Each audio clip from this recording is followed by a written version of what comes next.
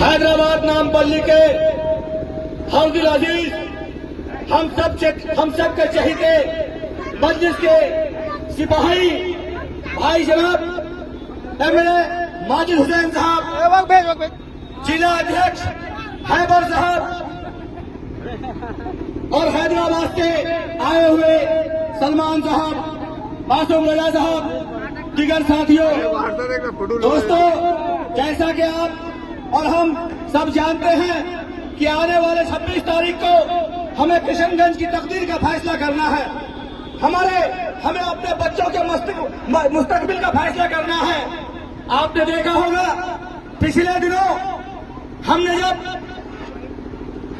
पिछले 5 साल पहले लोगों ने कांग्रेस के उम्मीदवार डॉक्टर साहब पर विश्वास करके वोट दिया। दिल में हाथ रखकर बताइए कि डॉक्टर साहब जीतने के बाद सदन के अंदर कभी इलाकाई किसी मुद्दे पे बात किए? क्या कभी उन्होंने कौम मिल्लत के दर्द को बयां किया या आपकी और हमारी समस्याओं से कभी रूबरू हुए?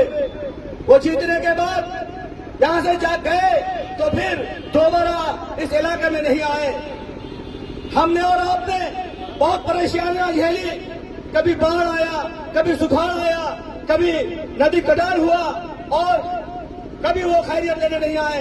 वहीं दूसरी तरफ आप देखिए भाई जनाब अख्तरुल इमान साहब को, कि अख्तरुल इमान साहब को जब से अमोर के लोगों ने एमएलए बनाया, मैं सलाम करता हूं अमोर के उन लोगों को जिन्होंने अख्तरुल इमान साहब को ले आके विधायक बनाया।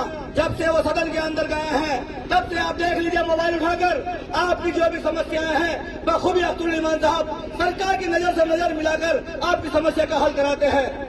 चाहे नदियों में पुल का मामला हो, चाहे गुलनाज का मामला हो, चाहे रामनवमी के मौके पर मदरसा अजीजिया को नालंदा में चलाया गया हो या फिर मदरसा में रखे हुए हमारे धार्मिक किताबों को नुकसान पहुंचाया गया हो, हर मामले में अगर कोई आवाज उठाया है, मुसलमानों की पैरवी की है, दलितों की पैरवी की है, तो उनका नाम है अख्तरुल इमान साहब। क्या आप और हम नहीं चाहेंगे कि जो शख्स हमारे लड़ता है, जो शख्स हमारे लिए मिलता है, जो शख्स हमारे बारे में सोचता है, हम उनके लिए भी सोचें। दोस्तों, अब समय आ गया है, लोग आएंगे, आपको लालच देंगे, कोई पैसे का लोभ दिखाएंगे, कोई बीजेपी का डर दिखाएंगे, कोई तरह तरह के बातें करेंगे और आपकी हमारी वोट को लेकर वो फिर एसी रूम में बैठ जाएंगे। एक तरफ डॉक्टर जावेद, दूसरी तरफ अख्तरुल इमान। फैसला आपको करना है। जावेद साहब को जिताया आपने, वो जाकर मोदी के खिलाफ में सिर्फ बैठने का काम किया है, कभी आपकी मसाइल पे नहीं बात की। लेकिन अगर हम अख्तरुल इमान साहब को जिताते हैं तो यकीन जानिए बीजेपी के खिलाफ में जिसकी सरकार बनेगी अख्तरुल इमान उसके साथ होगा। अगर सरकार नहीं बनती है तो विपक्ष में बैठकर मोदी के नजर से नजर मिलाकर मुसलमानों की बात करेंगे, दलितों की बात करेंगे, आपकी और हमारी हक की आवाज को बुलंद करेंगे। क्या आप और हम नहीं चाहते कि एक ऐसा रहनुमा हम चुने, हम एक ऐसे नेता को यहां से दिल्ली के लिए रवाना किए जो आज पटना की सरजमी में जब तार लगाते हैं तो हमारे सीमांचल के नौजवानों के छाती चौड़े हो जाते हैं। क्या आप नहीं चाहते कि असदुद्दीन ओवैसी साहब जो आपके और हमारी मसाइल पर इतनी लड़ाई लड़ रहे हैं, वो तो अकेले, बल्कि अकेले क्या, अगर वो दाएं देखते हैं तो सिर्फ इम्तियाज जलील नजर आता है। हम उम्मीद करते हैं कि आप सबकी मोहब्बत रही तो इस बार असदुद्दीन ओवैसी साहब जब दाएं इम्तियाज जलील को देखेंगे तो बाएं में अख्तरुल इमान को देखेंगे और आपकी और हमारी लड़ाई लड़ेंगे। वही एक कैंडिडेट आपके पास ऐसा आया है जो कहते हैं कि मैंने विकास की है। तो मैं ऐसे कैंडिडेट को कहना चाहूंगा कि बीजेपी के विकास को हमने देखा है, आप बीजेपी में रहकर विकास की गिनती करा रहे हैं। अगर आपको उतनी ही अपने आप पर भरोसा था तो निर्दलीय लड़ जाते, क्योंकि हमने बीजेपी के विकास को देखा है।